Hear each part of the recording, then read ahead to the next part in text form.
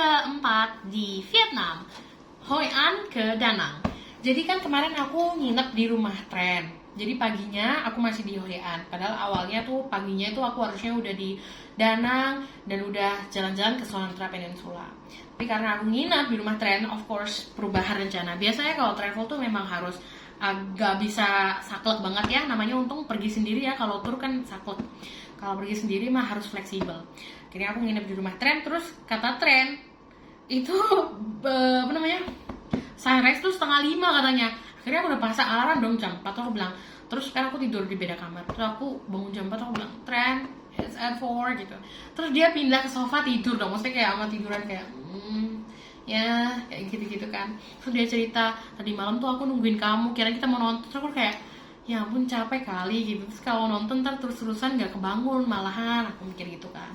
Terus ya udah, akhirnya ngobrol dulu kan. Dia cerita panjang kayak tentang Vietnam South, North, and Middle gitu. Agak panjang tuh ceritanya tentang kesejahteraan beda per daerah gitu. Terus habis itu udah selesai ngobrol, terus bilang, you wanna go now? Yeah sure gitu. Itu sekitar jam berapa ya? Jam 5 kayaknya baru jalan tuh dari rumahnya. Terus aku tuh udah bawa motor sendiri karena aku bilang mungkin dari beach kalau misalnya mau langsung pulang aku bisa langsung, nggak harus balik ke rumah sini lagi gitu kan. Akhirnya kita bawa motor masing-masing. Terus Tren tuh bawa anjingnya ke beach karena kan motornya matic, jadi anjingnya itu bisa naik ikutan gitu. Terus habis itu di beach ini dong kan biasa ya parkir pantai 5.000 Vietnamese dong ya, 2.000 lah apa 3.000 itu. Terus habis itu tapi tuh nggak mau parkir di situ, si Tren tuh nggak mau parkir di situ, kayak ya ngapain kena bayar gitu kan. Terus akhirnya kita tuh masuk, terus kayak parkir di gang-gang gitu, di pinggirannya gang. Terus kukira dia itu kayak gitu karena dia udah pernah ke situ. Terus ternyata aku baru tahu dia baru pertama kali ke situ juga. Terus kayak, lah ya apa sih ya, kok bisa baru pertama kali loh. Karena aku bingung ya. Akhirnya tapi ya nggak salah lah parkir gitu juga, maksudnya ya emang nggak kenapa-napa juga gitu. Ya udah akhirnya parkir, terus turun ke pantai, gelar kayak selimutnya terus ya udah kok Tren, terus udah kan nunggu sambil sunrise ya, tiduran nyetel musik. Terus sambil kelihatan sih agak udah merah-merah gitu kan, tapi nggak kelihatan jelas gitu loh karena agak berkabut ternyata gitu. Kita di situ sampai kurang lebih 6:30. 6:30 di situ karena udah terang, tapi mataharinya tetap nggak jelas karena foggy gitu kan. Akhirnya karena aku juga udah bilang mungkin aku harus tuh balik jam 7 gitu ke Da Nang karena aku mau gereja, aku tuh mau masukin laundry juga gitu kan. Akhirnya dia bilang we can go now gitu, we can go now. Nah itu tuh kita mau cari sarapan. Nah karena aku bilang aku belum makan banh mi, akhirnya dia nyariin aku banh mi gitu. Nah terus dia tuh ngebeliin aku di satu tempat ini, of course punyanya lokal kan. Nah terus tuh dia begitu selesai tuh dia kayak come on we have to go, sama kayak mukanya muram gitu kan. Terus habis itu yaudah aku cuma ngikutin dia doang kan di belakang. Terus kita makannya itu di Old Town. Jadi kalau di Old Town sebelum jam 9 motor boleh masuk. Jadi akhirnya kita masuk sampai ke dekat sungai tempat naik boat itu, parkir terus makan di situ. Terus dia cerita, iya tadi tuh penjualnya tuh mau ngecas harga banh mi buat aku tuh 25. Padahal harganya itu cuma 15 buat lokal gitu. Terus dia tuh marah, dia tuh nggak setuju sama yang kayak gitu. Katanya it's not fair gitu. It's food, like why they have to do that gitu kan. Terus habis itu akhirnya memang pada akhirnya aku tetap cuman bayar 30 buat 2 banh mi kan, aku sama dia 30 bukan 40. Kalau aku dicas 25 kan jadinya kita harus bayar 40 tuh.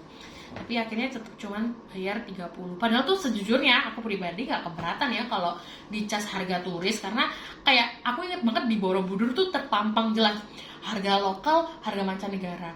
Terus aku baru sadar, Tren bilang, iya kalau emang tempat kayak gitu juga di mana-mana gitu. Di Singapura juga gitu, karena dia dulu pernah sekolah di Singapura kan.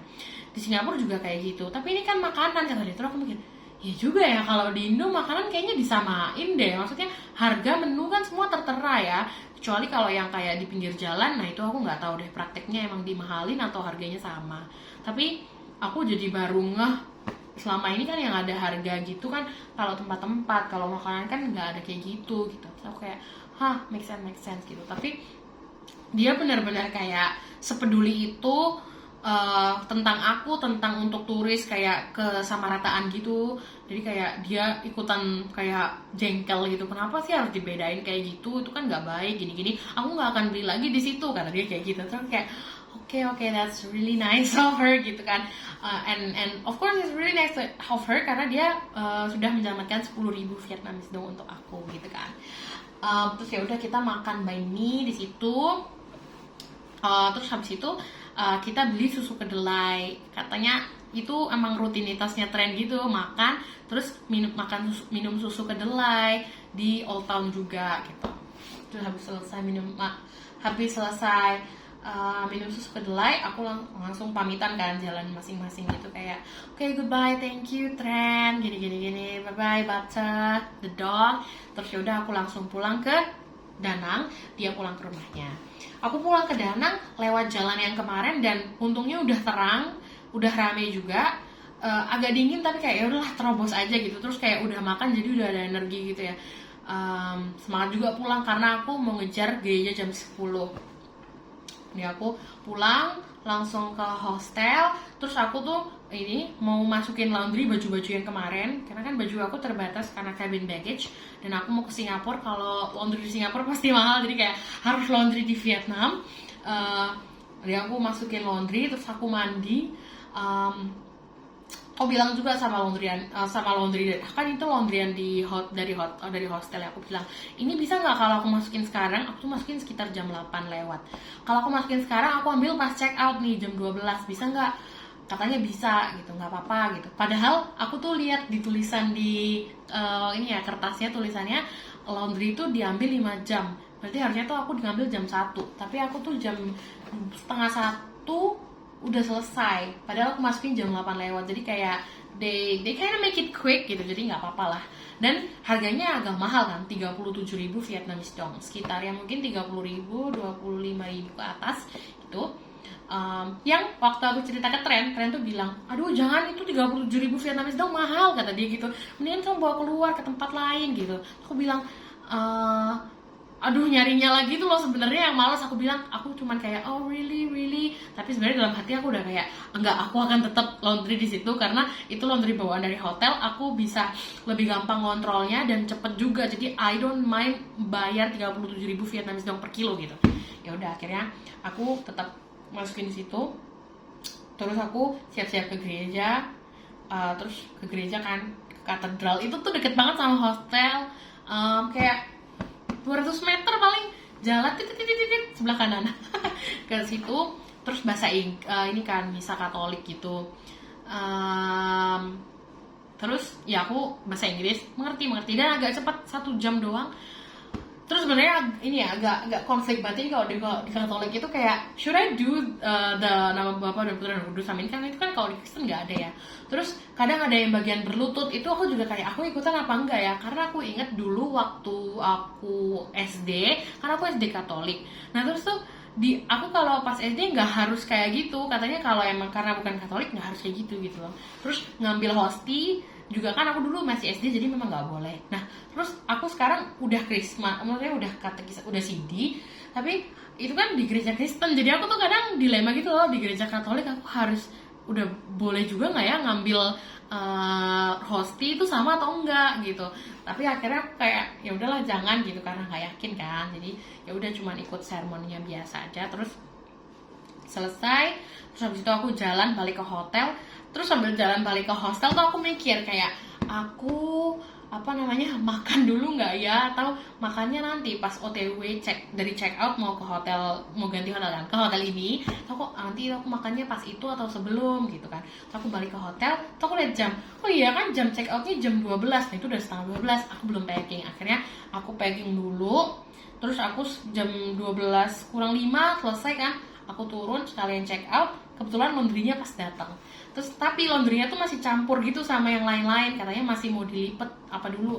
Akhirnya aku bilang ya udah, aku tinggal tasnya ya, nanti aku mau makan dulu di sebelah. Aku nyari kan po, karena aku belum nyoba po, jadi aku nyari po yang enak, ada yang ratingnya 4,9 di Google. Jadi aku kayak, dan itu deket jalan lagi kan aku. Iya paling ya sama lah kayak jarak ke katedral itu. Nyobain po dulu, makan, ya enak, cuman ada rasa yang kayak rasa apa ya ini, rasa sayur atau rasanya apa gitu, yang bikin kayak strong banget, dan ya aku bisa makan tapi kayak kurang suka, cuman mungkin emang itu tipikal khas rasanya gitu. Terus aku makan, aku pesan yang special, itu lengkap isinya. Kayaknya itu tuh perbedaannya kayak bagian beefnya, tapi kayak menurutku sama aja daging-daging gitu ya. Aku kurang ahli juga kalau bagian-bagian gitu. Pokoknya aku nyoba semuanya, habis 50.000 Vietnamese dong, sekitar mungkin 40.000 rupiah kalau dirupiahin. Terus selesai makan, aku balik ke hotel, laundrynya juga udah selesai. Terus aku masukin ke dalam tas, aku check out dari hotel Grand, bukan Grand, itu kan ini City Hostel Danang. 3 malam aku bayar 200.000 aku bayar untuk 3 malam. Terus aku OTW ke tempat ini, ke hotel ini, Grand Gold Hotel di Sontra, di depannya dengan beach view.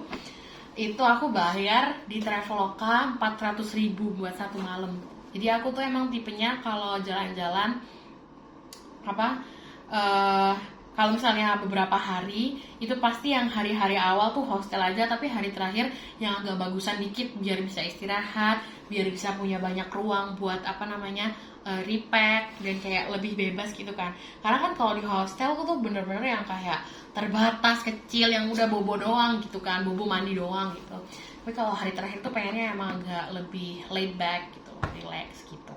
Terus kalian aku mau nyoba breakfast buffet kalau di Vietnam kayak apa. Terus ini tuh hotelnya ada rooftop poolnya juga. Jadi nanti review hotel ini terpisah di ininya itu kan. Terus aku check in,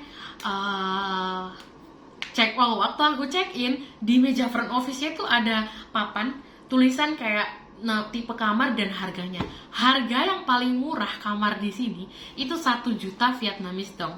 Harusnya sih itu mungkin sekitar 700.000 rupiah atau 800, dan aku bisa dapat setengahnya 400.000. Terus aku udah kayak oh my god, steal banget gitu. Kayak seneng banget dapat harga semurah itu untuk kamar sebagus dan semewah ini, dan fasilitasnya juga keren gitu. Terus ya udah kan, aku check in, terus sambil nunggu kamar disiapin, aku keliling-keliling, terus aku nggak ada piano, terus aku makan piano dulu, terus udah kamarnya udah siap. Terus waktu masuk kamar, aku bener-bener kayak 400.000, bagus banget, ininya gede, jendelanya gede, view-nya beach, kamar mandi, ada bathtubnya juga. Terus pokoknya aku udah kayak yang wah gitu, seneng banget. Terus kayak sampai aduh apa aku nggak usah jalan-jalan ya, lanjut gitu. Tapi kan eman ini loh guys, aku tuh eman motornya udah disewa, jadi mari kita pergunakan sebisa mungkin untuk jalan-jalan kemana yang perlu akses motor daripada aku harus nge-grab gitu. Jangan sampai rugi, intinya itu. Udah sewa 170 per hari, masa nggak dipakai maksimal gitu kan. Nah karena aku kemarin ngambil jam 4:30-an, aku akan kembalikan jam segitu juga. Nah terus di plan awal itu harusnya aku jalan-jalan pagi kan ke Sontra Peninsula, sorenya ke Marble Mountain. Marble Mountain tuh kayak ya sama sih, ada patung-patung gitu juga, tapi kayak lebih ekstrim tangganya. Terus kayak ada di dalam cave dengan natural light yang kayak bagus banget gitu. Tapi kan karena aku tadi pagi jadinya di Hoi An, jadi aku harus pilih salah satu. Nah hotel ini itu deket sama sama yang Sontra Peninsula, yang destinasi aku yang rencananya pagi. Akhirnya aku mikir ya udahlah itu aja yang lebih deket gitu kan. Kalau yang kejauhan kayak habis waktu di jalan, mana itu capek katanya, tanjakannya lumayan, stairsnya. Jadi akhirnya kayak ya udahlah yang deket aja. Nah itu tuh deket di sana, Lin Un Pagoda, Lin Un Pagoda apa gitu. ya itulah. Terus habis itu tuh dekat kayak 3 kilo doang. Nah terus sebelum sampai situ ada juga yang Sontra Marina, itu tuh warna yang putih biru gitu yang kayak di Greece. Jadi aku mampir dulu di situ buat foto-foto. Terus tapi kan beli ya, aku beli es coklat 55.000 Vietnamese dong, sekitar 40.000 kurang dikit dalam rupiah. Kayak ya udahlah, kafe-kafe biasa, yang penting beli. Terus foto-foto udah, terus aku lanjut naik ke yang Lindunnya itu, ada patungnya gede banget. Terus ya udah di situ juga foto-foto karena nggak mengerti juga kan mau ngapain sebenarnya selain foto, kayak ngeliat oh oke, this one it is. Terus ada kayak gate-nya, sama ada kayak rumahnya, apa ya, bukan keraton, apa namanya, pokoknya gedungnya juga gitu. Jadi ada 3. Terus kan itu agak di ketinggian karena jalannya tanjakan, nanti kayak ngeliat view ke bawah, ada peninsulanya, bagus banget. Tapi kebanyakan ya foto-foto. Terus habis itu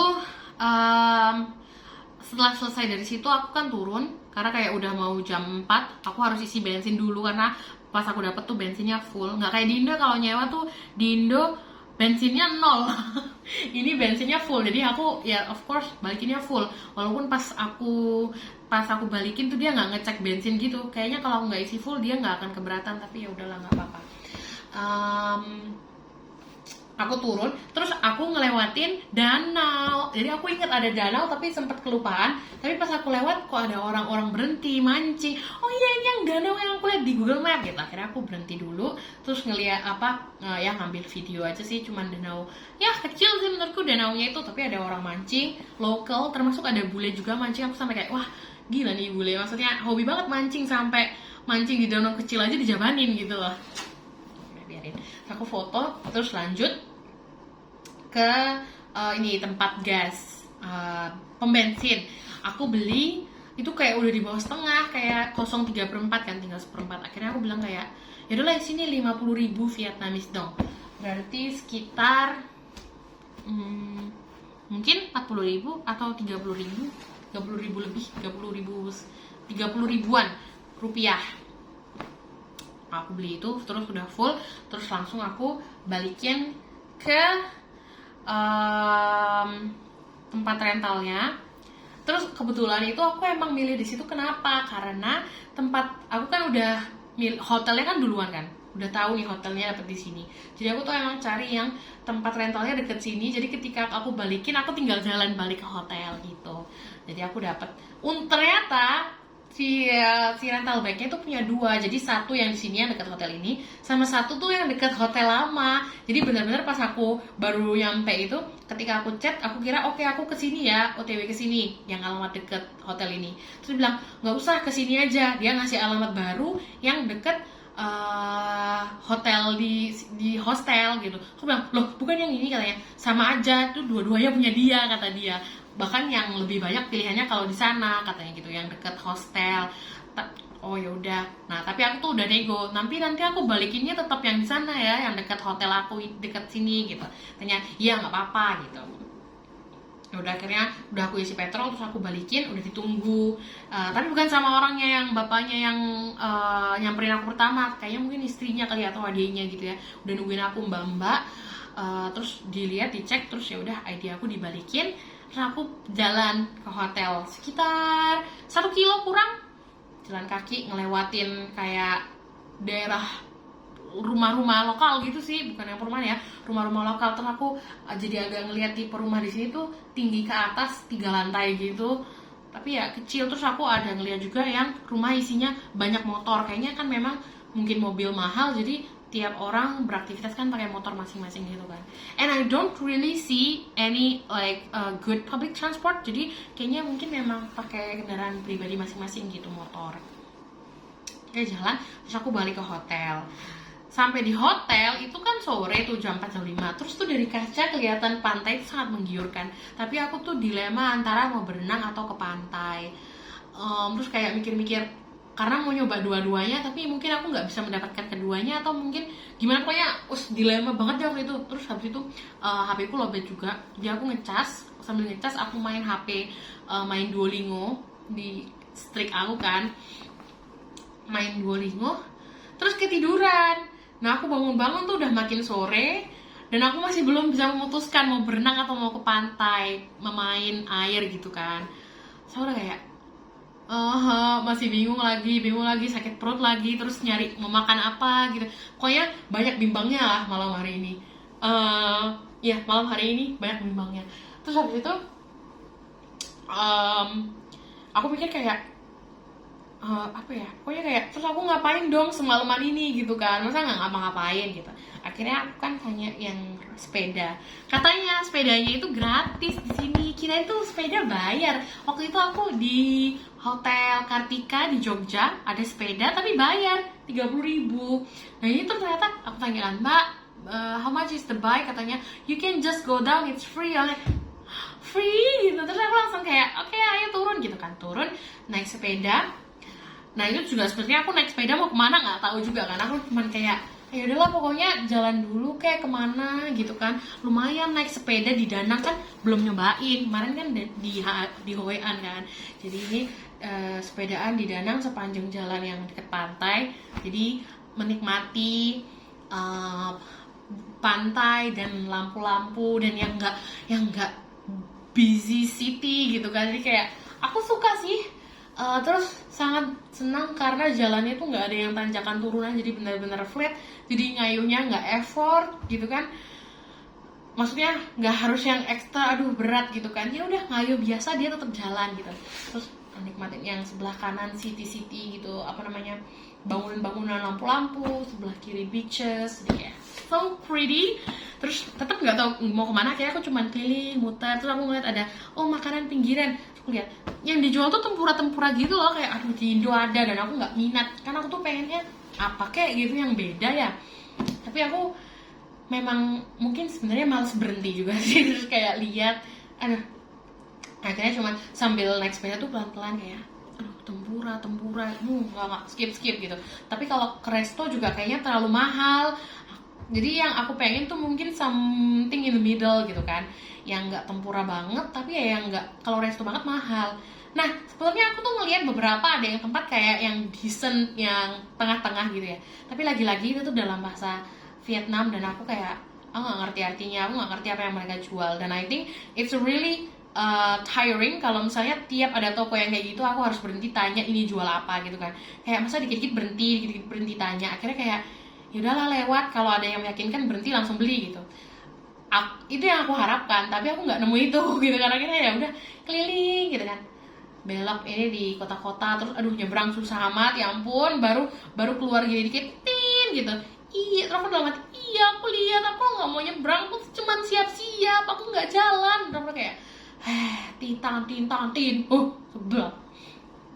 Terus ya udah kan, udah berhasil nyebrang, udah nyampe bukan ujung ya, maksudnya kayak oke, udah mulai I pass yang utama banget yang kayak ramenya lampu-lampu, udah aku lewatin. So kayak udahlah jangan jauh-jauh. Terus aku baliknya lewat yang jalur pantai gitu kan, lewatin pantai. Nah itu tuh di sepanjang pantai itu banyak yang jualan juga, tapi ya tempura, aduh kayak ada yang klub Sontra Club atau beach club apa gitu, kayaknya wow gitu kan, ada musik, tapi aku udah kayak wah ini mah kalau di sini bisa menghabiskan waktu lama, padahal kan tadinya cuman pengen kayak beli apa dibungkus bawa pulang makan di hotel gitu kan, tapi nggak nemu. Jadi kayak ya udah lanjut terus gitu kan, jalan sepanjang pantai ya, ngenikmatin view-nya. Terus aku juga sambil nyanyi terus main sepeda tuh enak kan, goes gitu. Terus kayak ya udah sampai ujung, bahkan aku kan hotel, terus aku tuh udah sepedaan, udah sebenarnya udah ngelewatin, aku udah sampai ujung lagi, sampai yang agak rame lagi, sampai ramenya habis baru aku putar balik lagi ke hotel. Sudah gitu, dan tentu saja aku tidak mendapat apa-apa.